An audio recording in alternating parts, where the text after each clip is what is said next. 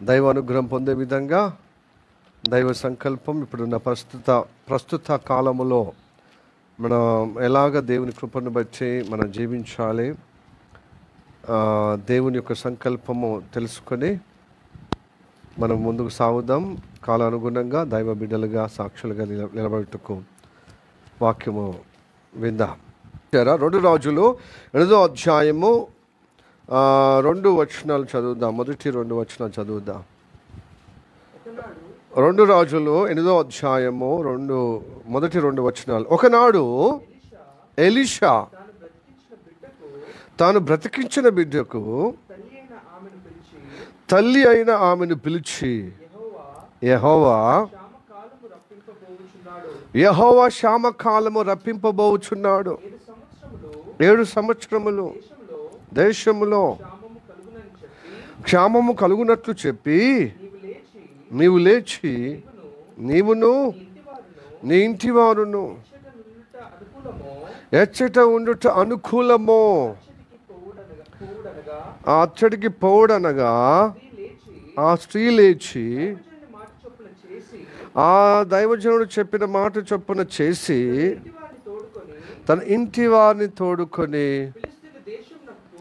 ఫిలిష్తీయుల దేశమునకు పోయి 7 సంవత్సరములు అక్కడ వాసము చేసాను. ఈ వాక్యమైన వినికిడిలో ఆశ్రదించునుగాక.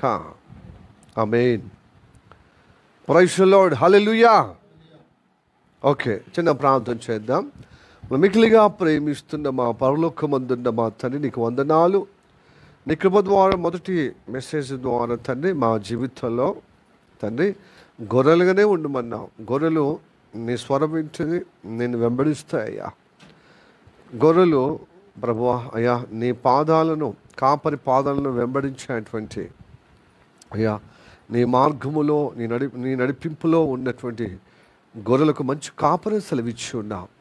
మంచి కాపరి తన గొర్రెలకు ప్రాణము పెట్టినని యోహాను సువార్త 10:11 చెప్పిన ప్రకారంగా అయ్యా నీ ప్రాణము సమృద్ధిగా మాకు అనుగ్రహించలేకే వందనాలు. మేము గొర్రెలుగానే ఉండాలి తండ్రి. కుమార్ బ్రదర్ ప్రార్థన చేసినట్టుగా తండ్రి మేము బర్రెలుగా దున్నపోతులుగా మేము బురదలో ఆ యొక్క లత్తులో ఉండకుండా, ఆ మడుగులో ఉండకుండా గొర్రెగానే ఉండాలి తండ్రి. గొర్రె ఎప్పుడు కానీ మడుగులో ఆ బురదలో ఉండదయ్యా. దాని స్వభావము ఎప్పుడు కానీ బయటికి రావాలి. అలాంటి మనస్తత్వం మా జీవితంలో నీ ఆజ్ఞలు ప్రభా మా హృదయములో నింపుతే దావీదు అన్నట్టుగా నీదిగో ప్రభా గొర్రె తప్పినట్టుగా త్రోవ తప్పితిమి, నీ సేవకుని కనికరించి నీదిగో లేవనెత్తము, నీ కృపలో నీ మార్గంలో స్థిరపరచము, నీ ఆజ్ఞలను మర్చివాడను కానీ చెప్పిన మాట 119వ కీర్తన 176వ వచనముల నెరవేర్పుగా మా జీవితంలో కలగచేయమని ప్రార్థన చేస్తున్నాం. ఇప్పుడు నీ సంకల్పము తండ్రి ఇప్పుడు ప్రస్తుత కాలంలో జరుగుతున్న ఆ వాతావరణాన్ని బట్టి అనుగుణంగా నీ వాక్యం ద్వారా నీ సేవకుని మరుగుపరుచుకుని నీ అభిషేకం ద్వారా మా అందరితో మాట్లాడము, నాతో మాట్లాడము, అందరితో మాట్లాడము, అందరినీ దర్శించము, నన్ను దర్శించమని నీ సాక్షులుగా, నీ బిడ్డలుగా, నీ గొర్రెలుగా నీ కృపలు నడిపిస్తామని యేసయ్య నామములో ప్రార్థించి అడుగుచున్నాము పరమ తండ్రి. Amen. Amen. May the God bless you. Praise the Lord. Praise the Lord. Hallelujah. దేవుడు మనందరిని దేవుడు దీవించును గాక, దేవునికి మహిమ కలుగును గాక. ఈ సమయంలో మనము వాక్యం విందాము. 2 రాజులు 8వ అధ్యాయము మొదటి 2 వచనాలు, మొదటి 1-2 వచనాలు మనం చదువుకున్నాము కదా. Praise the Lord. హల్లెలూయా. 2 రాజులు 8వ అధ్యాయము మొదటి 2 వచనాలు. ప్రియ దేవుని బిడ్డలారా, వాక్యం విందాము. ప్రపంచవ్యాప్తంగా క్షామకాలము సంభవించబోతుంది. ఇంకా కఠినంగా క్షామము అంటే కరువు లేక ఆర్థిక మాంద్యము బహుబలంగా జరుగుతున్నది. ఇంకా కఠినంగా ఉన్న కాలంలో ఇంకా ఎక్కువ కలుగుతుంది. దాన్ని బట్టి దేవుడు మనతో ఈరోజు మాట్లాడనై ఉన్నాడు. పరిశుద్ధ గ్రంథములో పలు సందర్భంలో కొన్ని సంభవాల్లో కరువు క్షామము ఎదురయ్యింది. అయితే ఎలీషా కాలములో సునేమి రాలు, ఒక ఘనమైన సునేమి రాలు ఉన్నది. సునేమి పట్టణస్థురాలు.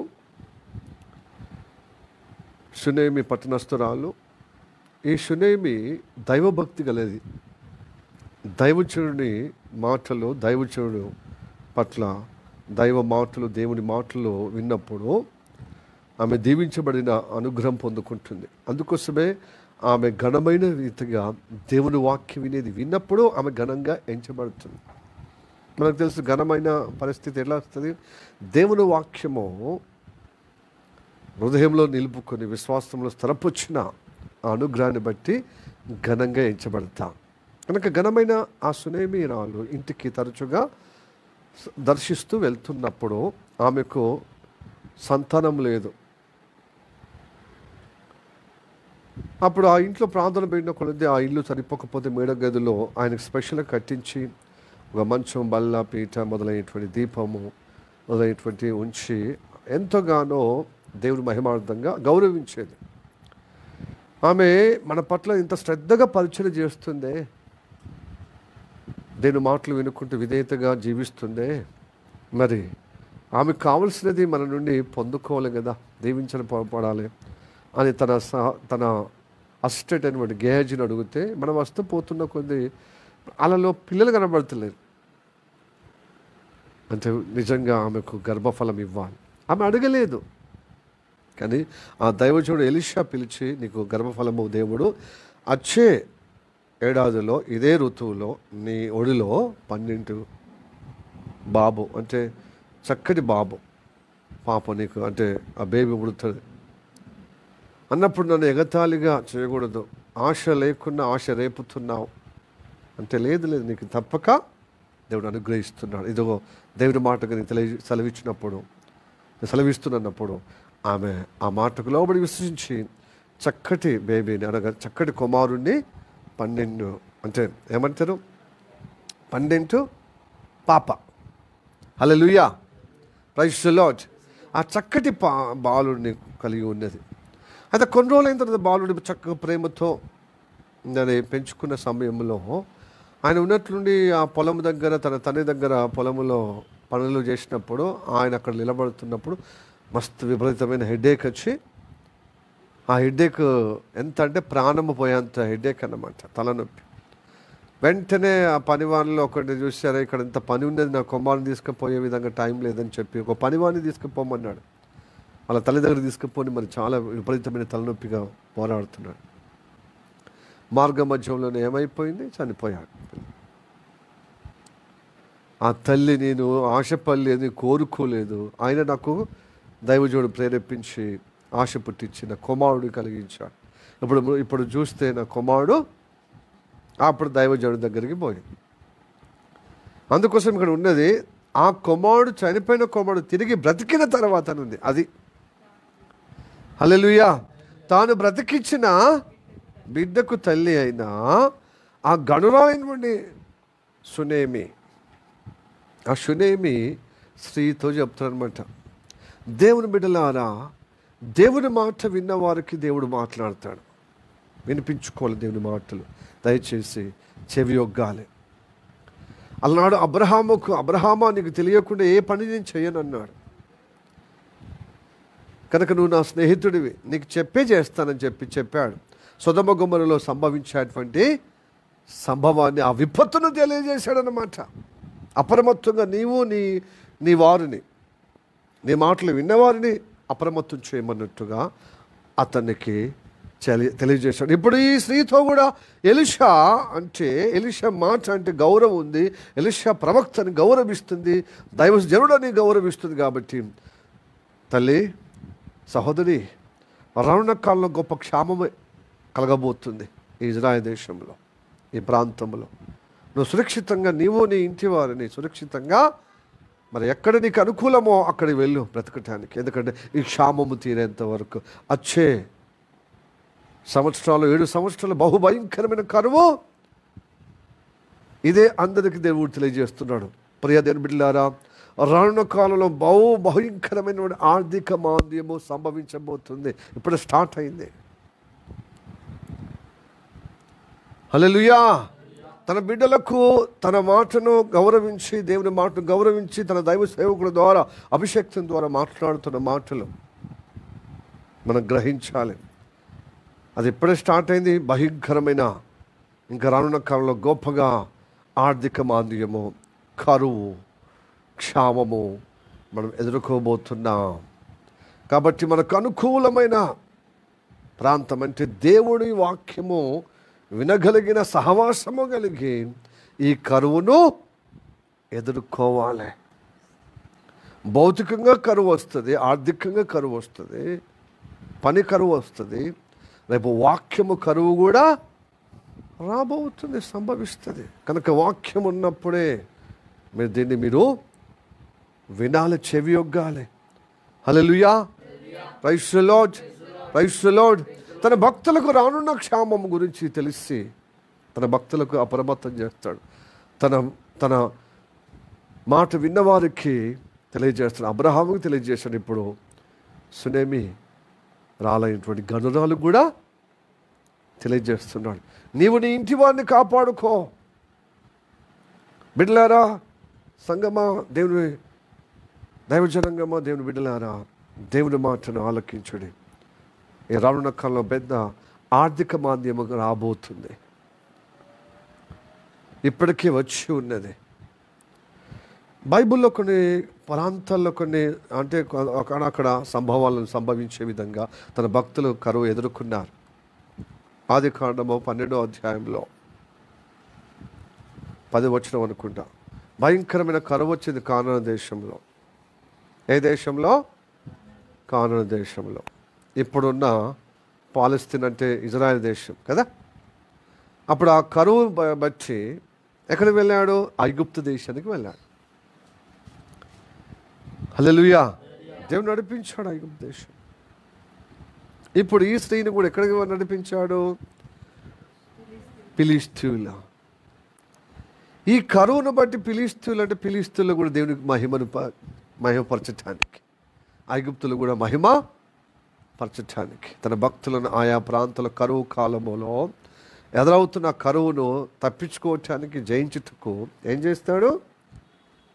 వేరే ప్రాంతము ఏదైతే దేవుని ప్రజలకు వ్యతిరేకముందో ఐగుప్త వ్యతిరేకమే, ఫిలిష్తీయులు కూడా వ్యతిరేకమే. ఆయన అక్కడికి దేవుడు పంపించాడు. Praise the Lord. హల్లెలూయా. ఎందుకు? ఈ కరువును నీ జీవితంలో తప్పించటానికి, రెండవది నీ ద్వారా అక్కడ దేవుడి కార్యము జరగటానికి. నువ్వెక్కడ వెళ్ళినా, ఏ పని చేసినా, నీవు కరువు క్షామంను బట్టి, ఆర్థిక మాంద్యాన్ని బట్టి ఎక్కడ వెళ్ళినా నీవు దేవుని సాక్షిగా, దేవుని బిడ్డగా, దాని మాట వింటూ అందరినీ, నీ చుట్టుపక్కల వారిని ప్రభావితం చేయాలి.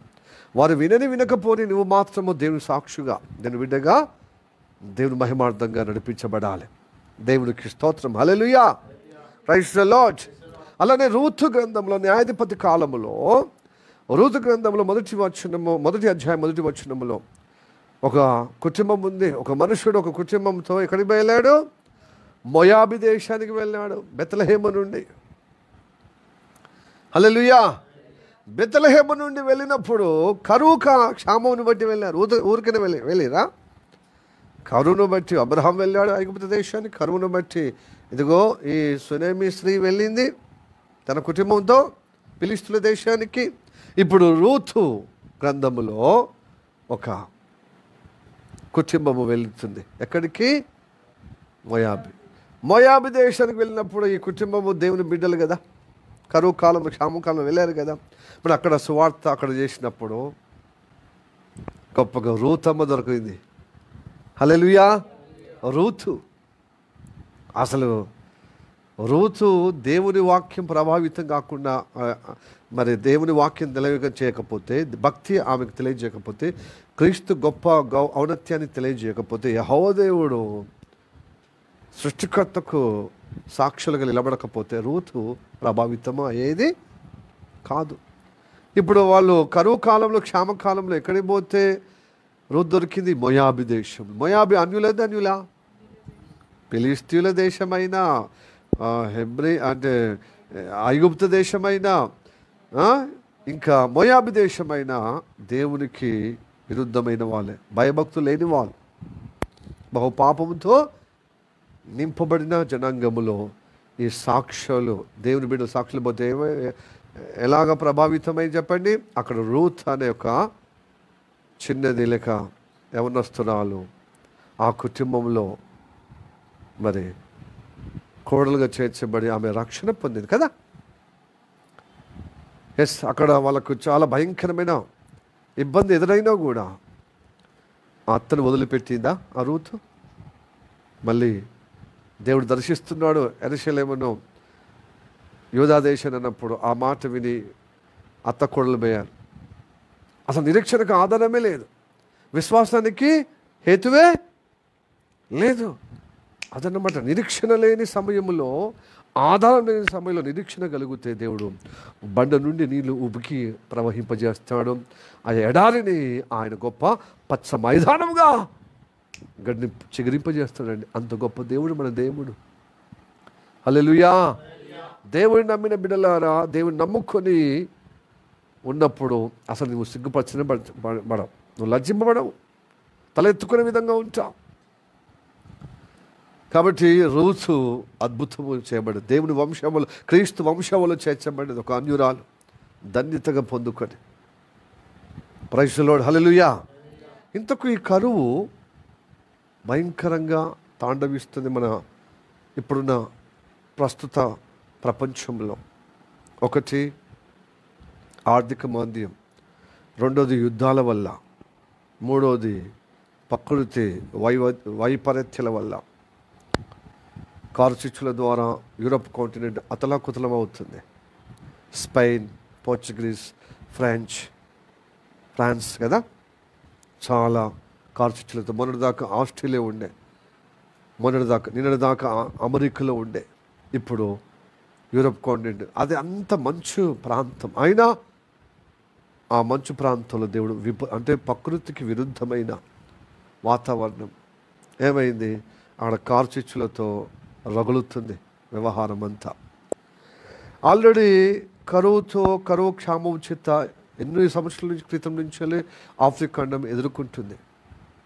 యుద్ధాలు, అంతర్యుద్ధాలు, అక్కడ వర్షాలు లేక, అక్కడ సరైన వాతావరణం లేక అక్కడ ఘోరంగా ఎండికపోయారు. అంటే చాలా విలపిస్తున్నారు, క్షామం చేత ఘోరంగా ఎదుర్కొంటున్నారు. ఇప్పుడు యుద్ధాలు, రష్యా ఉక్రెయిన్ మీద అసలు ఎడతెరిపి లేకుండా యుద్ధం జరుగుతుంది. మొత్తం చావు తప్పి కళ్ళొట్టలు పోయినట్టుగా పరిస్థితి ఉంది ఉక్రెయిన్. ఆయన వదిలిపెడతలేరు. ఎవరు? రష్యా. ఒక దేశం మీద ఒక దేశం పడితే ఆర్థిక సంక్షోభం ఘోరంగా అవుతుందండి. ఒక ఇంటికి మరో ఇంటికితో జగడంలో ఆడితే మన పని పాట అంతం అవుతుంది కదా, నష్టమే. కానీ అహం,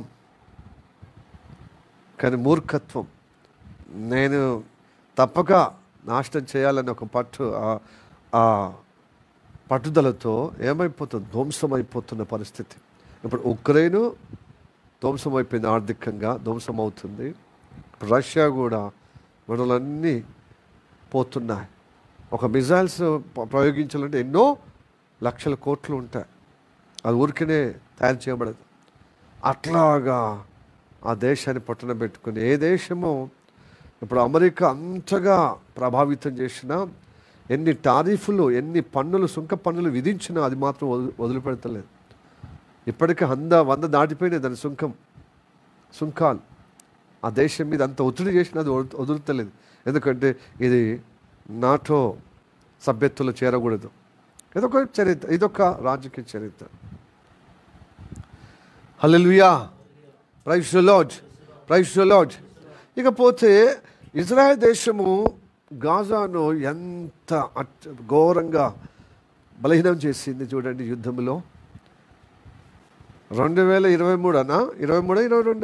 23 అక్టోబర్ 6 తారీఖు కదా, అప్పుడు సంభవించిన కర్మగాలి.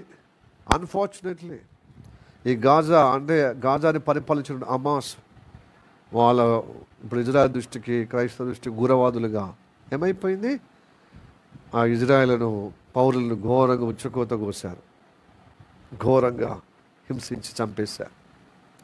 మా భూభాగానికి వచ్చి మాకు ల్యాండ్ లేకుండా మొత్తం మనల్ని ఇబ్బంది చేస్తున్నారని వీళ్ళు కోపంతో వాళ్ళ మీద దాడి చేస్తే ఆ పగ పూనుకొని, ఆ చర్యను పూనుకొని మా పౌరులను చంపారని ఇప్పుడు ఇజ్రాయేలు ఎడతెరిపి లేకుండా ఘోరమైన యుద్ధం చేసి రోజు రోజుకు బలహీనపరుస్తుంది. ఇప్పుడు పిల్లలు ఒక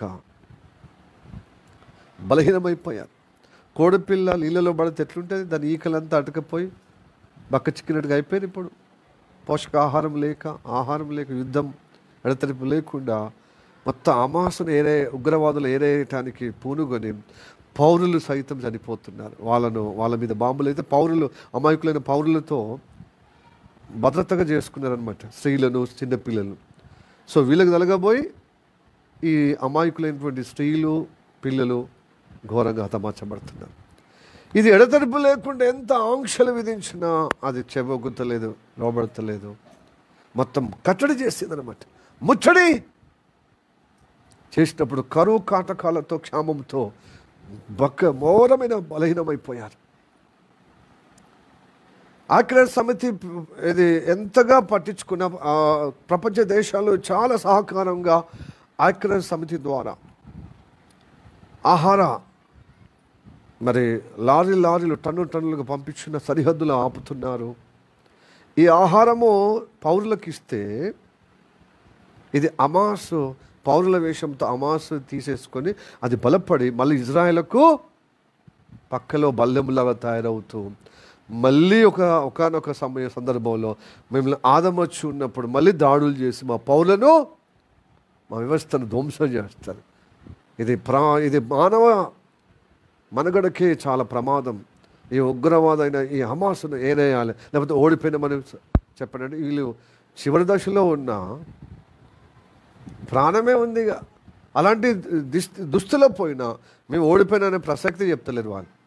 యుద్ధం మీరు ఆ తాత్కాలిక విరమించుకుంటున్నామంటున్నారు. మరి వాళ్ళు ఇంతగా చావు దెబ్బ చేస్తున్నటువంటి ఇజ్రాయేల్ యొక్క పౌరులను ఎందుకు మరి ఆ కిడ్నాప్, ఆ చెరలో నుండి వాళ్ళని పంపించరాదు?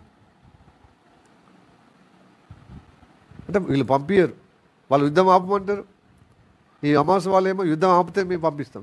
వాళ్ళు యుద్ధము ఆపితే వాళ్ళు ఇంకెక్కువ చేస్తారు, ఇంకా ప్రబలుతారు. వాళ్ళు యుద్ధం ఆపుతలేరు, వీళ్ళేమో చెరలో ఉన్నవారిని, బందీలుగా ఉన్నవారిని, పట్టుకున్న వారిని వదిలిపెడతలేరు.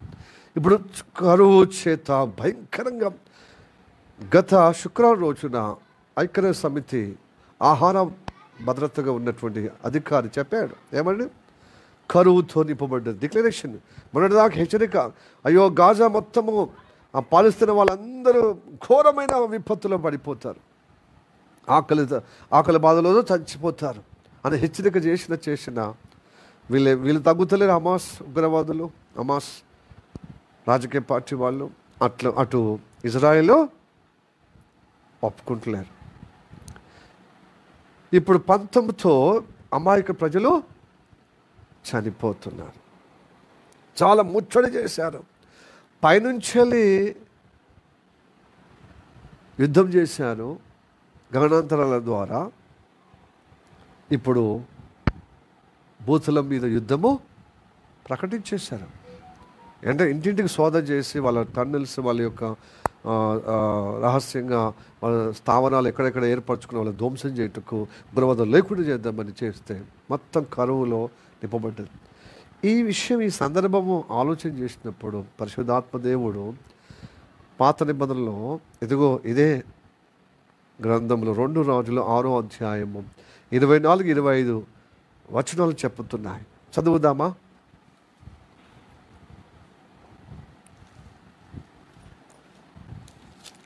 రెండు రాజులు 6వ అధ్యాయము 24-25. అలనాడు సిరియా వాళ్ళు ముట్టడి చేస్తారు ఇజ్రాయెల్ ప్రజలను, భయంకరంగా ముట్టడి చేశారు. నలుదిక్కులో మొత్తం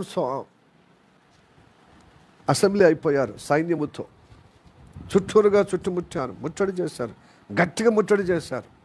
అప్పుడు దురవస్థ ఇజ్రాయెల్ ప్రజలు ఎలా ఉన్నదో చూడండి. అటు తర్వాత సిరియా రాజు అయిన బెన్హదదు తన సైన్యం అంతటిని సమకూర్చుకొని వచ్చి సోమ్రోనుకు, సోమ్రోన్ అంటే ఏంటిది? ఇజ్రాయెల్ రాజధాని ముట్టడి వేసి, ఇజ్రాయెల్ దేశము రాజధాని ముట్టడి వేసిన అప్పుడు సోమ్రోనులో, సోమ్రోన్ అంటే సమరియలో గొప్ప క్షామము కలిగి ఉండగా గాడిద యొక్క తల 80 రూపాయలకును,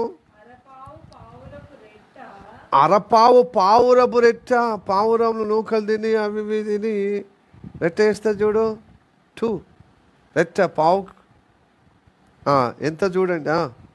కరువు వచ్చినప్పుడు అదే దెక్క అవుతుంది. 5 రూపాయలకును అమ్మబడెను. వారు అంత కఠినంగా ముట్టడి వేస్తారు. ఇప్పుడు ఈ పరిస్థితి గాజా వాళ్ళకు, ఉక్రెయిన్ వాళ్ళకి ఈ దుస్థితి అయిపోయింది. ఇది కేవలము ఉక్రెయిన్ గాజా వాళ్ళకి కాదు, ఆఫ్రికా కాంటినెంట్లో ఉన్న వాళ్ళకి కాదు, ఇప్పుడు ప్రపంచం యావత్తు జరగబోతుంది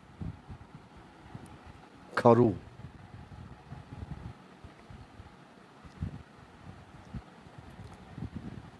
ప్రైజ్ ది లార్డ్, హల్లెలూయా.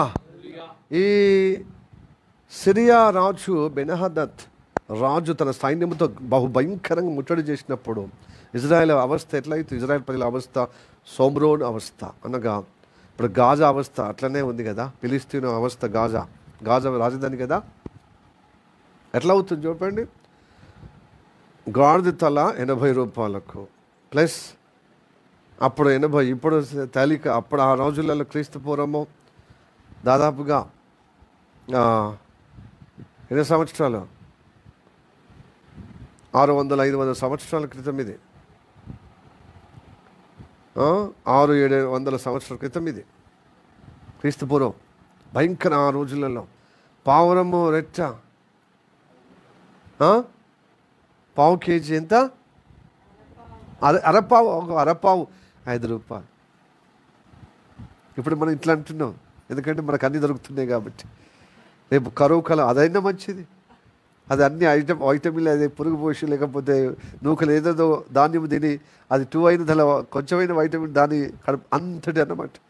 కరువు కాలంలో మన తెలంగాణలో అంటే రాగటి మట్టి తిని బ్రతికారట. అంత కరువు ప్రకృతి. ఆ రోజులలో పాలకుల యొక్క పరిపాలనలో ఘోరమైనటువంటి కరువు వచ్చినప్పుడు వాళ్ళు ఏం చేస్తారు? పాలకులు ఏం చేస్తారు? బంకమన్ను తినేవారు, బంకమన్నుతో స్నానం చేసేవారు. సలస్నానం మంచిగా సోప్ లాగా అంటే మంచిగా షాంపూ లాగా ఉపయోగపడేదట. బంకమట్టి ఏం చేస్తే శరీరానికి రాసుకొని అదే తిని అదే బట్టలకు రాసితే తెల్లగా పోయేదట.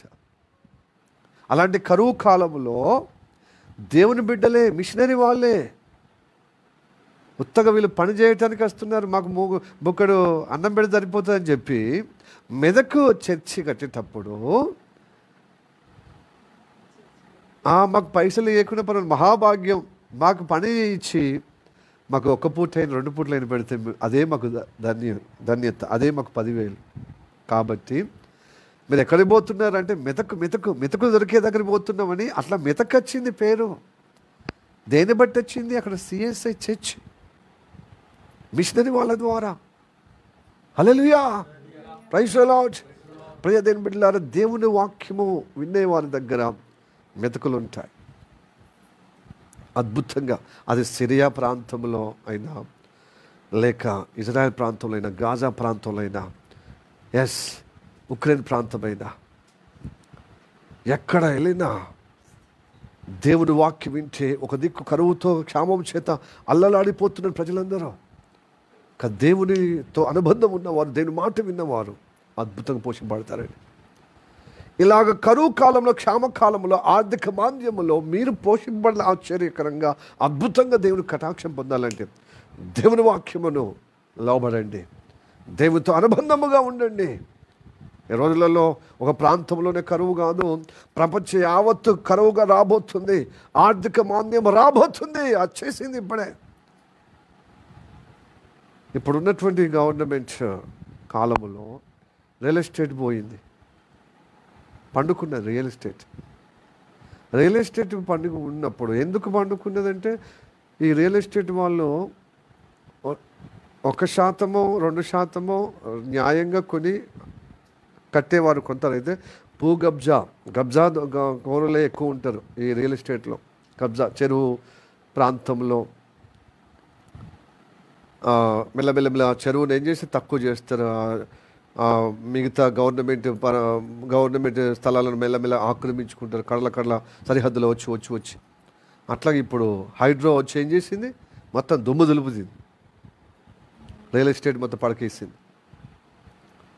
బఫర్ జోన్ అంతా వీళ్ళు ఆక్రమించుకొని కట్టిరు కదా కన్స్ట్రక్షన్. బఫర్ జోన్లో సరిహద్దుల్లో 200 మీటర్లు ఉండాలన్నమాట. చెరువుకైనా కానీ ఏదన్నా రాజుల కాలంలో కట్టడం కానీ, మట్టి కట్టలు కానీ, కోట గోడలు కానీ 200 గజాలకు తర్వాత కట్టాలి. అది నియమం అన్నమాట. కానీ వీళ్ళు ఏం చేస్తున్నారు, ఆ కట్టడాలు రాజుల కాలంలో కట్టడాలు పక్కపొంటి నుంచేలే, ఆ మట్టి కట్ట నుంచేలే కడుతున్నారు. ఆ చెరువు నుంచేలే చెరువుని ఇంకా ఎక్కువ తక్కువ అంటే ఆ చెరువుని ఆక్రమించుకుంటున్నారు. ఇలాంటి జరుగుతున్నప్పుడు ఒక దిక్కు గవర్నమెంట్ కబ్జాను నివారిస్తే, ఓ దిక్కు రియల్ ఎస్టేట్ అయిపోయింది. రియల్ ఎస్టేట్ లేకపోతే కన్స్ట్రక్షన్ అయిపోతుంది. కన్స్ట్రక్షన్ అంటే కార్మికులు, దాన్ని కట్టేవారు, అన్ని విధాలుగా పని లేకుండా అయిపోతున్నది క్రమేపీ. ఓ దిక్కు మన యొక్క దేశాలకన్నీ పెద్దన్న పాత్ర వహిస్తున్నటువంటి ట్రంప్ అన్న వచ్చిండు, అందరు కొంపలు ఆర్పుతున్నాడు. ఎస్, మా దేశమే బాగుపడాలి, ఎందుకంటే ఆ దేశం చాలా బలహీనం అయిపోతుంది. కాబట్టి ముందే ఏం చేస్తున్నాడంటే, నా దేశం బాగుపడాలి, ఏ దేశమైనా పర్వాలేదు. ఇప్పుడు మీకు చూస్తున్నట్టుగా ఉన్నటువంటి ఆ సుంకాలు ఇప్పుడు పెద్దగా ఏం చేసిండు, 50% పెంచారు. ఇప్పుడు బ్రెజిల్ 50, అలాగనే చైనా 50 పెంచారు. ఇప్పుడు మనకి 25 పెంచాడు. టారిఫ్లు అంటే సుంకము, పన్నులు, ఎగుమతికి దిగుమతికి మనం వేస్తున్న వాటికి వాళ్ళు మన ప్రోడక్ట్ని వేస్తున్నారు. ఇట్లాగా ఏమైపోతుందంటే, పని దొరకకుండా పెద్ద ఫ్యాక్టరీలు మూతపడే విధంగా ఉంది. మన తమిళనాడులో పెద్ద మిషన్ మిల్ ఉంది, అలానే నార్త్ ఇండియాలో ఇలాగ అన్ని పడకేస్తున్నాయి అన్నమాట. అందుకోసమే ఈ మధ్య కాలంలో మన ఫారెన్ మినిస్ట్రీ ఎడిపోయిండు, రష్యా దిక్కుపోయిండు, రష్యాతో కలగలుపు. అంటే రష్యాకు ఆ స్నేహశీలతగా ఉండి అక్కడ క్రూడ్ ఆయిల్ 30% మనం దిగుమతి తీసుకుంటున్నాం. కాబట్టి దిగుమతి తీసుకుంటున్నాం, ఇంపోర్ట్. కాబట్టి సహించలేదనమాట. మాతోనే ఉండాలి స్నేహము, కలతో ఎందుకుంటున్నాం. అతడు చూడ ఉక్రెయిన్ మీద దెబ్బ కొడుతున్నాడు. ఇట్లాగా అందరూ ఒకటైతేనే వాడు దెబ్బకు దిగుతాడంటే, ఒంటరిగా అయినా నాతో కలిసిన నేను మాత్రము అనుకునేది మాత్రం నేను ఉక్రెయిన్ను లొంగిపోయేదాకా నాటోలో సభ్యత్వంలో చేరను అని చెప్పని ఆ జెలెన్స్కీ అధ్యక్షుడు చెప్పని, మీరు తెల్లారే మారుస్తాను, యుద్ధము మానివేస్తాను. వీళ్ళు యుద్ధం మానివేస్తలేడు, వీళ్ళేమో ఆంక్షలు విధిస్తున్నారు, ఆయన మానుకుంటలేడు. ఇట్లాగా ఒకరిపై ఒకరు ఇలా ఉండి దేశం ఏమైపోతుంది, దేశాలు ఆర్థిక మాంద్యంలో పోతుంది. అందుకోసం ఇప్పుడు చైనా సరిహద్దుల్లో అంతకుముందు గొప్పగా మన సైనికులను ఇబ్బంది చేసినప్పుడు మనం ఏం చేసిన, సైనిక గుడ్స్ అన్నీ బ్యాన్ చేసాం, వాళ్ళ యాప్స్ అన్ని. ఇప్పుడు మళ్ళీ పునఃప్రారంభించుకుంటున్నాం. ఎందుకంటే ఇప్పుడు అమెరికా పెట్టినటువంటి సుంకం భరించలేక చైనాతో రష్యాతో అండగా అవుతున్నా. ఇది చాలా అన్నట్టుగా ప్రకృతితో ఏంటిది, మస్తు వర్షాలు రష్యాలో కానీ, మన ఇండియాలో కాశ్మీర్ మొదలుకొని కాశ్మీర్లో కానీ, అలాగనే ఎక్కడ పాకిస్తాన్లో కానీ, మన రాష్ట్రాల్లో హిమాచల్ ప్రదేశ్, జార్ఖండ్ అంటారు, ఉత్తరాఖండ్, భయంకరమైన మహారాష్ట్రలో, బొంబాయిలో ఈ వర్షాలతో ఇంకా ఇబ్బంది అవుతుంది. ఇట్లాగా నైతిక విలువలు లేకుండా విచ్చలవిడితనము, పార్టీ మతం పేరిట చేస్తుంది కాబట్టి నైతిక విలువలు పోతున్నాయి. యువతి యువకుల్లో కొట్టుకు చచ్చిపోతుంది, నీ మతం నా మతం అని. ఇట్లాగో అంత అడ్లు పెరుగు కలిపినట్టుగా సమాజం అయిపోతుంది. అంత ఘోరమైన విపత్తులో పడిపోతుంది. అందుకొరకు దేవుని సేవకులు అంటున్నారు, రానున్న 10 సంవత్సరాలు లేకపోతే 7 సంవత్సరాల లోపల భయంకరమైన ఆర్థిక మాంద్యం రాబోతుంది. తస్మై జాగ్రత్త. కనుక మీ పిల్లలు చదివే విధంగా ఉండి దానికి తగినట్టుగా ఏదో ఒక ఆర్థిక వనరులు కలిగేటువంటి దేవుని మాట వినుకుంటూ నువ్వు జీవిస్తే ఇప్పుడు ఆశీర్వదిస్తా అంటున్నాడు. హల్లెలూయా చెప్పండి. Hallelujah. Praise the Lord. Praise the Lord. ప్రపంచవ్యాప్తంగా రాబోతుంది ఆర్థిక మాంద్యము, కరువు, క్షామము లాగా. దేవుని బిడ్డలుగా దేవుని మాటను సీరియస్గా ఉంటే సాదాపతి విధవరాలు పోషించినట్లుగా నన్ను పోషించడానికి సిద్ధంగా ఉన్నాడు. ఇదిగో ఈ కరువు కాలంలో, ఇదిగో ఈ గనురాలైనటువంటి సునేమిశ్రీ, అయ్యో నీకు అనుకూలమైన ప్రాంతంలో ఉండు, ఈ కరువును తప్పించుకోవడానికి దేవుడు ఉపాయం చేస్తాడు. అపాయం వచ్చినప్పుడు దేవుని బిడ్డలకు ఉపాయము ఆ జ్ఞానం ఇస్తాడు. నువ్వు దేవుని వాక్యం వింటే, దేవుని అనుబంధం కలిగి ఉంటే, దైవ సేవకులను గౌరవించి ఎవరైతే అభిషేకంగా వాక్యము ఉన్నట్టుగా దైవ సంకల్పాన్ని, దేవుని యొక్క ఉద్దేశాన్ని తెలియజేసేటువంటి సేవకులను వాళ్ళ మాట వింటే, దైవ మాట వాళ్ళ ద్వారా వచ్చినప్పుడు మనం వెంబడిస్తే ఈ కరువు నుంచి కాపాడబడతాం, ఈ ఆర్థిక మాంద్యం నుండి కాపాడబడతాం. హల్లెలూయా చెప్పండి. హల్లెలూయా. Praise the Lord. అలనాడు యోసేపు కాలంలో ప్రపంచం యావత్తు ఏమొచ్చింది? కరువు వచ్చింది. ఆర్థిక మాంద్యం వచ్చేసింది, కరువు వచ్చేసింది భయంకరంగా. కరువు వచ్చినప్పుడు దేవుని బిడ్డగా ఉన్నటువంటి యోసేపు దేవుడు జ్ఞానం ఇచ్చాడు. అవునా? ఎందుకంటే ఐగుప్తులో ఉన్నాడు కాబట్టి ఐగుప్తుని దేవుడు ఆశీర్వదించాడు. ఆశ్రయించడానికి పొమ్మంటున్నాయి ఐగుప్తుకు. అబ్రహాంను అందుకోసం పొమ్మన్నాడు. ఫిలిష్తీయుల దేశానికి పొమ్మనేది ఈ యొక్క బ్రతికినటువంటి కుమారుడు తల్లి సునేమిరాలను పంపించేది ఫిలిష్తీయులను దీవించడానికి. ఇంకా ఈ యొక్క ఒక కుటుంబం ఉందే, నయోమి ఫ్యామిలీని ఎక్కడికి తీసుకుపోయాడు? మోయాబు దేశం. హల్లెలూయా. అక్కడ దీవించబడటానికి. అందుకోసమే ఆ ఐగుప్తు దేశ రాజుకు ఫరోకు కళ ఇచ్చాడు దేవుడు. ఆ కళ భావం ఎవరు? దేవుని బిడ్డలే వివరించాలి. దేవునితో అనుబంధం ఉన్నవారే, దేవుని వాక్యంకి లోబడిన వారే, దేవుని యొక్క వాక్యం విన్నవారు దేవుని మనసు ఎరుగుతారు. దేవుని మాటలు విన్నవారు దేవుని యొక్క చిత్తం ఎరుగుతారు. దేవుని వాక్యం విన్నవారు దేవుని సంకల్పము గుర్తిరిగి ఆయన చేయబోయే కార్యము నువ్వు గ్రహించగలుగుతావు. సహోదరి సహోదరుడా, దేవుడు తన బిడ్డలను కరువు కాటకాల్లో, కరువు కోరలో నిన్ను విలవిల చేసే విధంగా, నిన్ను బాధపరిచే విధంగా, నిన్ను నశింపజేసే విధంగా నేను గొప్పగా నష్టం చేయటకు దేవునికి ఇష్టం లేదు. తన బిడ్డలు తన మాట తప్పున రక్షించుటకు, సంరక్షించుటకు, ఆహారం ఇవ్వటకు ఇష్టపడుతున్నాడు. హల్లెలూయా చెప్పండి. అందుకోసమే మనిషి రొట్టె వలన కాదు కానీ దేవుడు ఇచ్చిన ప్రతి మాటలో జీవము, అది మనం బ్రతికిస్తుంది. అదే రొట్టెను తీసుకొస్తుంది. అదే రొట్టెను, సదుపాయం, సమృద్ధిని మనకు కలుగజేస్తుంది. దేశమంతా, ప్రపంచమంతా కరువు కాటకాలతో మొగ్గుతే మనం అద్భుతంగా సంరక్షింపబడతాం.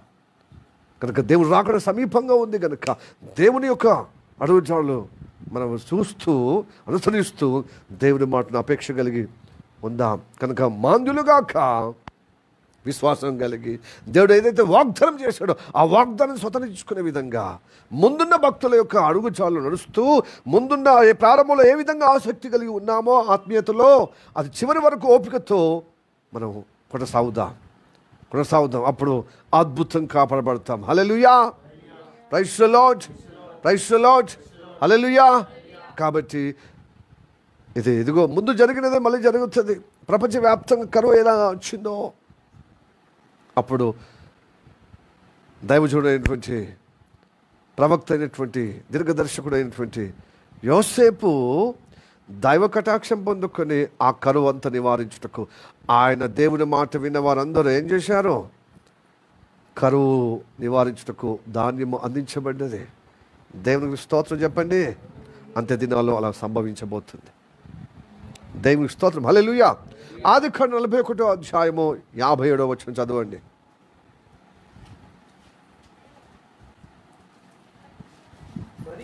మరియు ఆ కరువు ప్రతి దేశమందు భారమైనందున సమస్త దేశస్థులు యోసేపునొద్ద ధాన్యము కొనుటకు ఐగుప్తునకు వచ్చిరి. హల్లెలూయా. ప్రియ దేవుని పిల్లారా, ఎక్కడ ఎవరికి సమృద్ధిగా వాక్యం ఉంటుందో అక్కడ వినటానికి వచ్చిన వాళ్ళకు సమృద్ధి ఉంటుంది. ఎందుకంటే ఆధ్యాత్మికంగా ఆహారం పొందుకున్నప్పుడు నువ్వు భౌతికంగా ఆహారం పొందుటకు నీకు యోగ్యత ఉంటుంది, నీకు దీవెన ఉంటుంది, నీకు అర్హుడుగా ఉంటావు, దేవుని కృపకు కటాక్షం పొందుకుంటావు. హల్లెలూయా. యేసయ్య అంటాడు, ఇజ్రాయెల్ ప్రజల్లో ఇంతమంది విధవరాలు ఉన్నారు. ఇజ్రాయెల్ ప్రజల్లో ఎంతమంది విధవరాలు ఉంటారు? మరి అక్కడికే ఎందుకు పంపించుండు ఏలియాను? ఆ సారపదు, ఆ సుధమి రాలైనటువంటి సిదోని అనే పట్టణ దేశంలో ఉన్నటువంటి ఆ యొక్క సారపద ఊరికి ఎందుకు పంపించాడు? దేవుడు వాక్యానికి లోబడుతుంది కాబట్టి. హల్లెలూయా. Praise the Lord. ఎంతోమంది ఉన్నారు కదా విధవరాలు, ఎక్కడో ఉన్న విధవరాలు ఉన్నారు. ఆడికి పంపించకుండా పర్టికులర్గా ఆ స్త్రీకే ఎందుకు పంపించాడు? ఆమె అన్యురాలు, ఇజ్రాయెల్ పట్టణస్థురాలు కాదు, ఇజ్రాయెల్ దేశస్థురాలు కాదు. ఇజ్రాయెల్ యొక్క దేశం యొక్క సరిహద్దు అయినటువంటి సిదోన్ అనే ప్రాంతంలో సారపద విధవరాలు. కానీ దేవుడు అంటే ఇష్టం. యెహోవా దేవుడు నిజమైన దేవుడు. యెహోవా ప్రవక్తలు ఏలియా అని గ్రహించింది, ఏలియా ప్రవక్త అని గ్రహించింది. దేవుడి సేవకుడు 2 తలంపులతో పోరాడుతున్న వారికి స్పష్టతగా తెలియజేసే వాక్యము ప్రత్యక్షత కనపరిచే దైవజుడు, అభిషేకం ఉన్న దైవజుడు, యెహోవా పక్షమున ప్రతినిధిగా దైవజుడుగా నడిపించబడుతున్న దేవుని యొక్క వాక్యము విన్నవారికి దైవ సేవకులు కనబడతారు.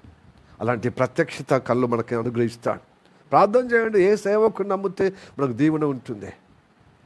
అలాంటి సేవకుని నుండి కుప్పలు తెప్పలుగా టన్నులుగా వాక్యము పొందుకుందాం. ఈ కరువు కాటకాల్లో ఈ కరువు అనే కోరల నుంచి కాపాడబడదాం. హల్లెలూయా చెప్పండి. హల్లెలూయా. యేసు ప్రభు పుట్టి పెరిగిన ఊర్లో కాకుండా ఆ పొరుగు ఊరు అనేటువంటి కపెర్నహూము వెళ్ళి అద్భుతాలు చేస్తాడు. ఆయన మహిమపరుచుకుంటాడు. అప్పుడు అంటాడు, అవును నువ్వు నువ్వు పెరిగినటువంటి ప్రాంతంలో అద్భుతాలు చేయ కపెర్నహూములో ఎందుకు చేస్తున్నావు అడుగుతాడు అనమాట. అడిగినప్పుడు ఓహో వైద్యుడిని నువ్వే స్వస్థత పరచుకోమంటున్నావు అంటే నువ్వు ఏ ప్రాంతం చెందినావు, ఏ స్వదేశానికి చెందినావు, ఆ స్వదేశానికి నువ్వు బాగు చేయమంటున్నావు కదా. ఆ సందర్భంలో కపెర్నహూములో ఏ అద్భుతాలు జరిగినో నీవు సొంత ప్రాంతం నీ స్వదేశంలో చేయు అన్నప్పుడు స్వదేశంలో చేస్తాను కానీ దేవుని వాక్యం వినేవాళ్ళు కావాలి కదా. దేవుని మాటలు వినేవాళ్ళు కదా. మీరు నమ్ముతున్నారు కాబట్టి మీలో అద్భుతాలు జరుగుతున్నాయి.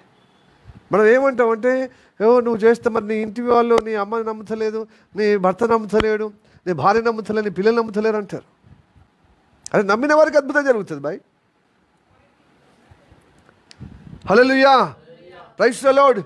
నీ ఇంటిని చక్క చేసుకొని జీవితం చక్క చేసుకోవాలి. చక్క చేసుకోవటానికి ఉంది. జీవితం చక్క చేసుకుంటేనే నువ్వు కూడా చక్క చేసుకోమని చెప్తున్నావు. వినేవారికి చక్కపరచబడతారు, వినే వారికి అట్లనే ఉంటుంది. కరువు ఎదుర్కొంటారు, కరువు కాకోరల్లో నశించిపోతారు. హల్లెలూయా. తండ్రి పాస్టర్ అయిన మాత్రాన పిల్లలు వినాలని రూలా? వినాలని రూలే, కానీ వినిపించుకునే వారికి ఆశీర్వాదం. అట్లే కుటుంబంలో కూడా నువ్వు చెప్పింది భర్త వినాలి రూల్ ఉంది, కానీ ఆయన వినిపించుకోవట్లేదు. కాబట్టి ఎవరైతే భక్తురాలు మాట వింటారో, భక్తుడు కలిగిన మాట వింటారో వాళ్ళు దీవించబడతారండి. అందుకోసమే అన్నాడు ఆ సందర్భంలో కరువు వచ్చింది ఇజ్రాయెల్ దేశంలో, కానీ సిదోని పట్టణస్థురాలైనటువంటి ఆ స్త్రీ దగ్గరికి, ఆ విధవరాల దగ్గరికి ఎందుకు పంపించబడింది? దేవుని మాట అంటే లోబడుతుంది. ఆ కరువులో ఘోరమైన కరువు. ఆమె ఒకగానొక కొడుకు కాయల పడ్డాడు, అంటే జనముతో బాధింపబడుతున్నాడు, ఆకలితో. ఆయన కాపాడుటకు కట్టెలు ఏరుకోవటానికి వచ్చింది. ఆమెకు నేను పోయినా పర్వాలేదు, నీ కర్మలో చచ్చిపోయినా పర్వాలేదు, నా బిడ్డను నేను ప్రాణం ఉన్నప్పుడు నేను చావనివ్వద్దు, నేను సాధ్యమైనంత వరకు తల్లిగా ఆ బాధ్యతగా ఆయనను సంరక్షించాలి, పోషించాలని చెప్పి మొత్తం ఇసురలు చదురుతే ఇంతంత పిడి దొరికింది, పిరికెడు. దానికి అప్పం చేసేటకు మరి ఆమె ఏం చేసింది, ఆ ఊరి సరిహద్దుల్లో సారెపద ఊరిలో కట్టెలు ఏరుకోవటానికి వచ్చింది. అక్కడికి దైవజనుడు పంపబడ్డాడు. చదువుదాం లూకా సువార్త 4వ అధ్యాయము, చివరిగా 4వ అధ్యాయము, లూకా సువార్త 4వ అధ్యాయము 14వ వచనమా. ప్రైజ్ ది లార్డ్, హల్లెలూయా.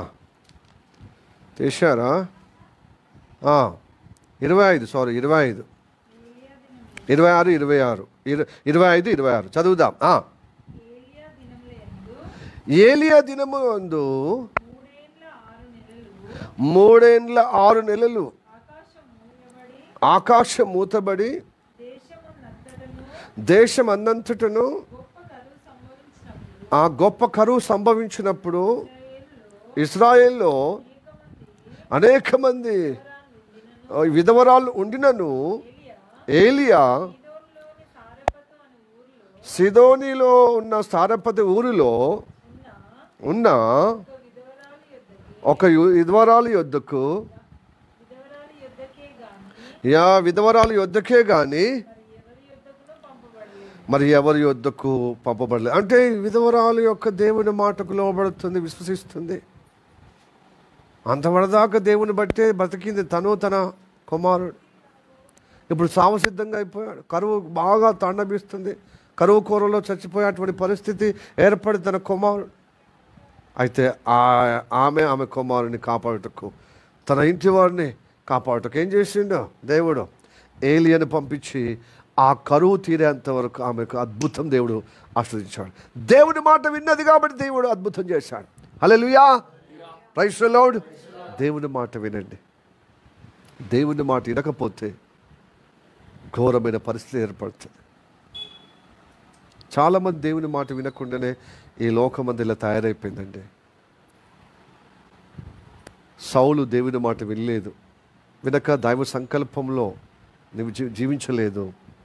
అందుకోసమే దేవుడు ఎవరైతే దేవునికి అనుకూలం ఉన్నారో ఆ జనాంగమును చంపేసి ఆ వంశీయులను దావీదు మీద కోపం, దావీదుకు మద్దతు ఇచ్చిన వారిని సహకరించి దేవుని చిత్త ప్రకారంగా నడుస్తున్నాడు. దావీదు దేవుని సంకల్పంతో నడిపించబడుతున్నాడని తెలిసిన యాజకులను, ఆ ఇంటి వారిని అందరినీ హతమార్చి నీతిమంతులను, దాన్ని బట్టి నరహత్యను బట్టి కరువు వచ్చేస్తుంది. ఇజ్రాయెల్ దేశంలో, యోధా దేశంలో, ఇజ్రాయెల్ దేశంలో కరువు వచ్చింది. దావీదు ఉన్నా కూడా ప్రియ దేవులారా, ప్రతి ప్రాంతంలో నీతిమంతులు లేకపోలేదండి, ఉన్నారు. అయినా ఆ యొక్క నరహత్య కారణాన్ని బట్టి, వ్యభిచార దోషమును బట్టి, అక్రమముగా విచలవిడిగా జీవించిన తత్వాన్ని బట్టి, దేవుని మాట వినని తత్వాన్ని బట్టి అహాబు కాలంలో ఎలా కరువు వచ్చిందో దావీదు కాలంలో కూడా కరువు వచ్చింది. కానీ దేవుడు ఎవరి ద్వారా కరువు వచ్చిందని ప్రార్థన చేసినప్పుడు, విచారణ చేసినప్పుడు సౌలు ఇంటివారు చేసిన దుర్గతిని బట్టి, నరహత్యను బట్టి ఇజ్రాయెల్లో ఇది కరువు తాండవిస్తుంది.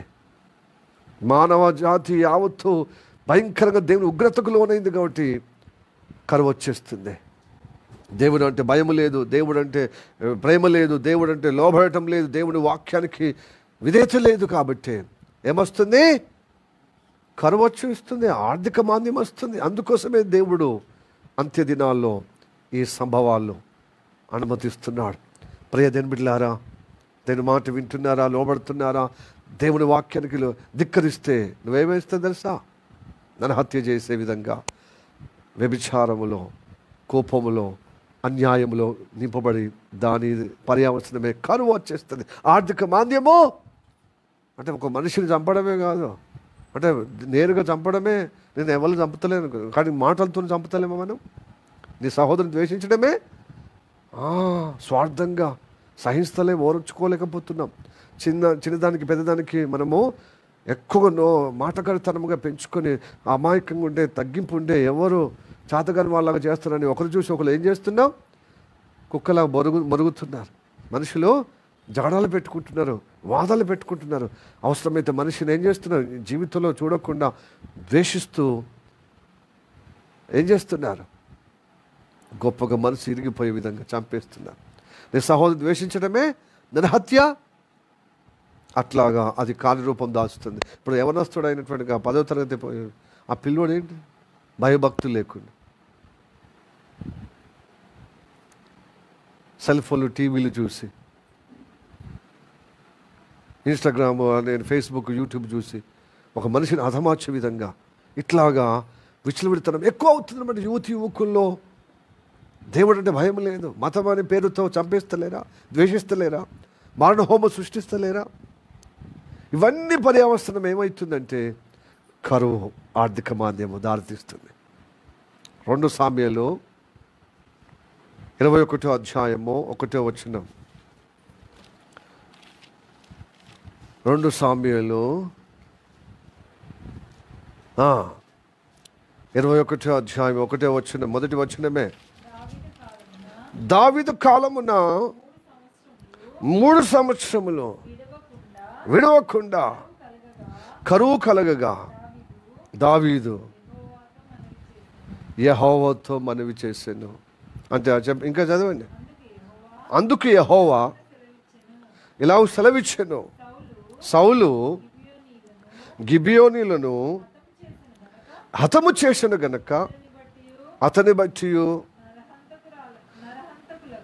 నరహంతకులకు వారి ఇంటి వారిని బట్టి శిక్షగా నరహంతకులు బాగా అవుతున్నారనమాట సమాజంలో. అందుకోసం ప్రపంచం యావత్తు, ప్రాంతం నుంచి యావత్తు కరువు ఏర్పడుతుంది. ఇప్పుడు ఇంతకు ఏంటిదండి చూడండి, మన దేశంలో కరువు తాండవిస్తుంది. జిఎస్టీతో సాధారణమైన వ్యక్తులు, చిన్న చితక వ్యాపారస్తులు అందరూ ఇప్పటికే చేతులు ఎత్తేసారు. రియల్ ఎస్టేట్ పండుకునేది, ఘోరమైన దౌర్జన్యం అంటే బలత్కారం అంటే గవర్నమెంట్ ద్వారా ప్రజలందరూ ఏమైపోతుంది, సెంట్రల్ గవర్నమెంట్, స్టేట్ గవర్నమెంట్ మొత్తం తలా పిరికడు తిలా పాపంలాగా ఏమైపోతుంది. సామాన్యులకు ఇప్పుడు బతకలేకుండా జిఎస్టీ అని పెంచుతూ ఉన్నారు కదా, 18 దాకా. ఇప్పుడు 12 చేస్తాము, 5 చేస్తామని అన్ని ఆ కారాల మీరాలు నూరుతున్నారు. అదే అమలు చేసేదాకా కష్టమే. ఎందుకంటే రోడ్లు రద్దుతో 2016 కదా, లోట్లు రద్దుతో ఏమి ఒరిగించింది, మొత్తము వ్యాపారస్తుల చేతికి పోయిందన్నమాట డబ్బంతా. అవునండి, డబ్బంతా వ్యాపారస్తులకు పోయింది. ఇప్పుడు వాళ్ళు ఎక్కడెక్కడో వాళ్ళకు అనుకూలమైన వ్యాపారస్తులకు, ఎందుకంటే అలాంటి వాళ్ళను మతపరంగా మాకు పార్టీ నిధులు ఇస్తే వాళ్ళకి మేము సహకరిస్తాం, ఎక్కడ వెళ్ళినా వ్యాపారం చేసుకోవటానికి. అట్లాగా 2014 సంవత్సరం నుంచి చాలామంది వచ్చారు. అంతకుముందు అనేకులు వచ్చారు, చాలామంది వచ్చారు. ఇప్పుడు సాధారణంగా రాష్ట్రంలో అక్కడ ఉన్నటువంటి రాష్ట్ర పౌరులకు జీవనోపాధి మొత్తం పడకేసింది. కొమటోళ్ళది, వైశ్యులే కావచ్చు, అలానే గోల్డ్ స్మిత్ కావచ్చు. అదే ఇప్పుడు మూవ్మెంట్ జరుగుతుంది, గో బ్యాక్ మార్వాడి అని. మార్వాడి అనే మీనింగ్ ఏంటిదంటే అలా అనేక కులాలు ఉన్నాయి. మార్వాడి అంటే ఒకటే కులం కాదు, అనేక కులాలు ఉన్నాయి. రాజస్థాను, గుజరాత్ వాళ్ళని మార్వాడీస్ అంటారు.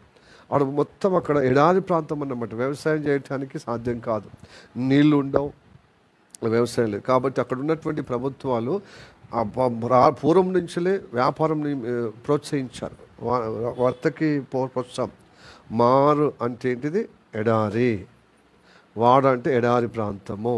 ఈ ఎడారి ప్రాంతంలో ఉన్న వారందరూ వ్యవసాయం చేయలేకుండా కేవలం వ్యాపారంతోనే అభివృద్ధి చెందేటువంటి వాళ్ళను మార్వాడీస్ అంటారు. ఆ రాజస్థాన్ నుండి, గుజరాత్ నుంచి వచ్చి ఇక్కడ సెటిల్ అయిపోయారు. ముందు నవాబు కాలం నుంచి, నిజాము ప్రభుత్వం నుంచి 100 సంవత్సరాలు. అయితే ఇప్పుడు ఎక్కువ ఇది స్థుతి మించిందన్నమాట. ఇప్పుడు ఆంధ్ర పాలకుల సహోదరులు, ఆంధ్ర పొరుగు రాష్ట్రమైనటువంటి ఇప్పుడు వేరుపడ్డారు. ఎక్కువ ప్రాంతము వచ్చి, ఆంధ్ర ప్రాంతం నుంచి వచ్చి మా నిధులు, నియామకాలు, నీళ్లు వాళ్ళే ఎరేసుకొని పోతున్నారని చెప్పి గగ్గులు పెట్టి మూమెంట్ తీసుకొచ్చి, తెలంగాణ మూమెంట్ అది సాధించుకున్నాం.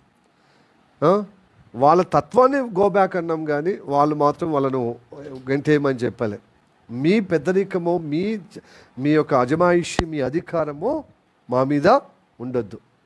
మీరు మమ్మల్ని గౌరవంగా గాయపరచాలి, మీరు సరిగా వ్యవసాయం చేయలేరు కాబట్టి మీ బతుకులు, మీ జీవితాలు ఇట్లున్నాయని ఎన్నెన్నో అనే విధానములు ఉన్నప్పుడు వాళ్ళకు కర్మంటతో ఈ తెలంగాణ వాసులో మూమెంట్ చేసి మన తెలంగాణ సాధించుకున్నాం. తర్వాత ఇప్పుడు వీళ్ళ రూపంలో వచ్చింది, ఇప్పుడు మార్వాడి రూపంలో ప్రతి పల్లెకు పోతూ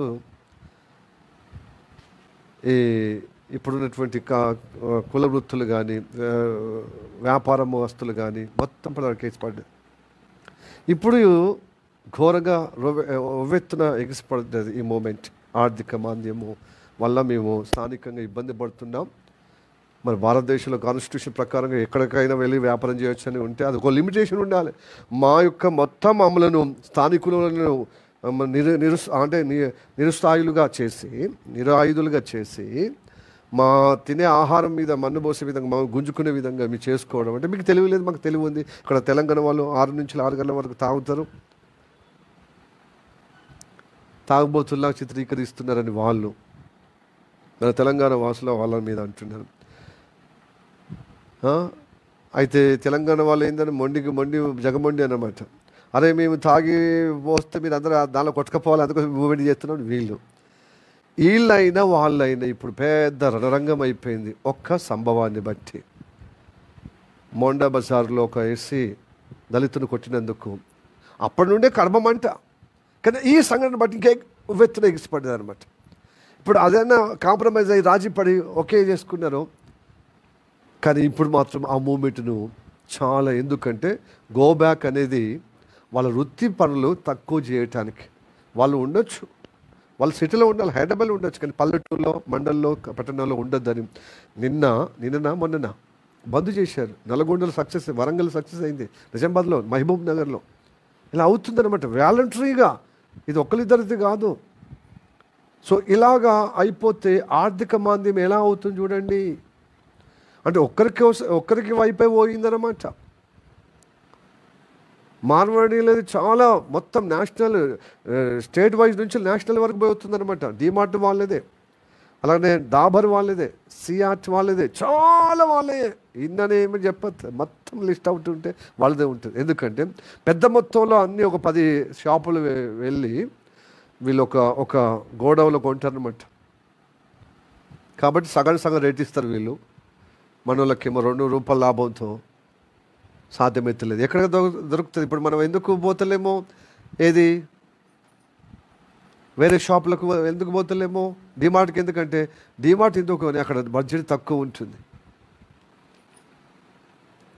ఈ ఒకవైపున నైతికంగా నిర్వహించిన వాళ్ళు మానవర్స్లో ఉన్న ఎక్కువ 90%, 10% కొంచెం నైతికంగా ఉన్నారు, 10% మాత్రం నకిలీ సరుకులతో మొత్తం జనాలను బెంబేలెత్తే విధంగా అయిపోతుంది. అందుకోసము ఈ మూమెంట్ అవుతుంది. అట్లాగా రాష్ట్రాలు, దేశాలు ఇలాగ నిరసన వ్యక్తం చేసి ఒకరి మీద ఒకరు నేరారోపణలు చేసుకుంటూ ఘోరమైన కరువు కాటకాల్లో, కరువు కోరలో మొగ్గే విధంగా అవుతుంది.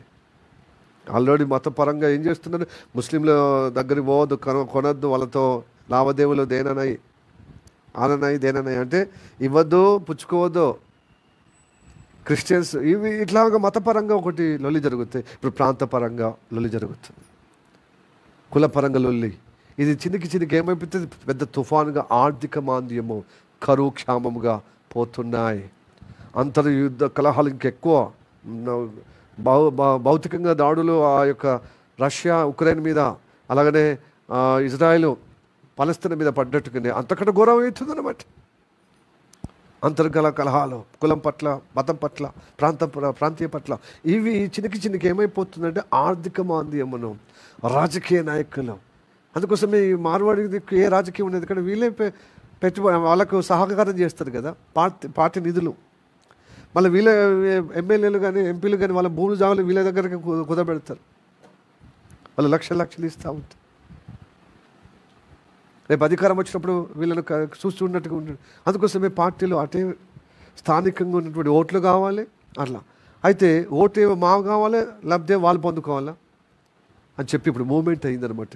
అయితే ఏ మూమెంట్ అయినా, ఏదైనా వాక్యం చెప్తుంది, దేవుడు సృష్టికర్త యొక్క దేవుని మాటలు వినిపించుకుంటలేదు. కులాల పేరిట, మతాల పేరిట విభజించుకొని ఒకరొకరు ఏమైపోతున్నారు? కృషించి నశించే దురవస్థలో, ఆర్థిక మాంద్యంలో పడిపోతున్నారు, కరువు క్షామంలో పడిపోతున్నారు.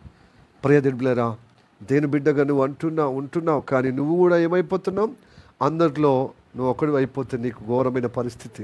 కాబట్టి భక్తురాలుగా ఏదో గనురాలైన సునేమిలాగా నువ్వు ఉంటే ఈ కరువు నుంచి కాపాడబడతావు.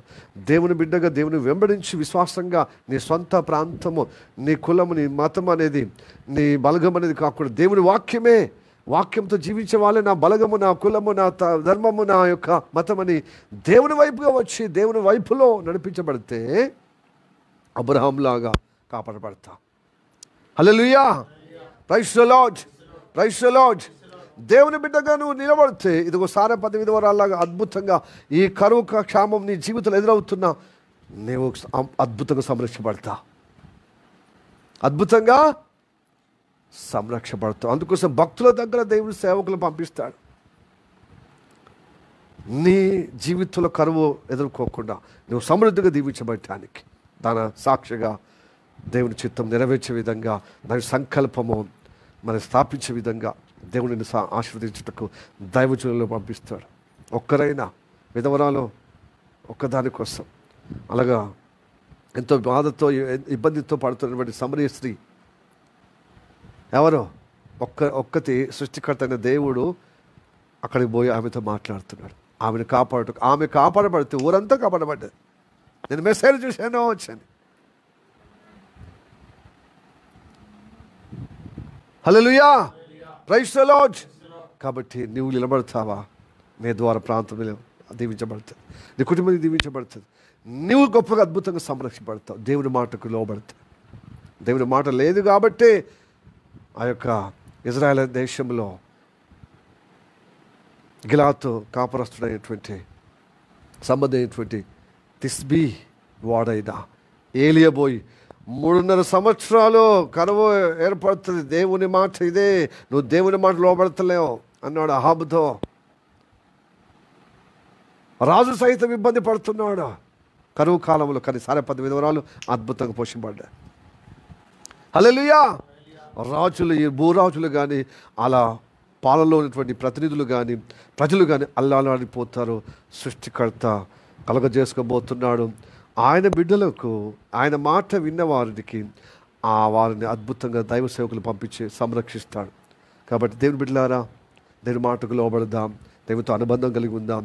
దేవుని వాక్యం సమృద్ధిగా ఆ యోసేపు కాలంలో వాక్యము ఎలాగ నిల్వ చేసుకుంటే మన హృదయంలో, మన జీవితంలో అంతగా వాక్య సమృద్ధిగా నిల్వ చేసుకొని కరువు కాలంలో విజయవంతంగా నడిపించబడదాం. దేవుడి వాక్యం చేత మనల్ని ఆశీర్వదించి నడిపించును గాక. ఆమేన్, ఆమేన్, ఆమేన్. ప్రార్థన చేద్దాం. మిక్కిలిగా ప్రేమిస్తున్న మా పరలోకమందున్న మా తండ్రి, నీకు వందనాలు, స్తోత్రం రాజా.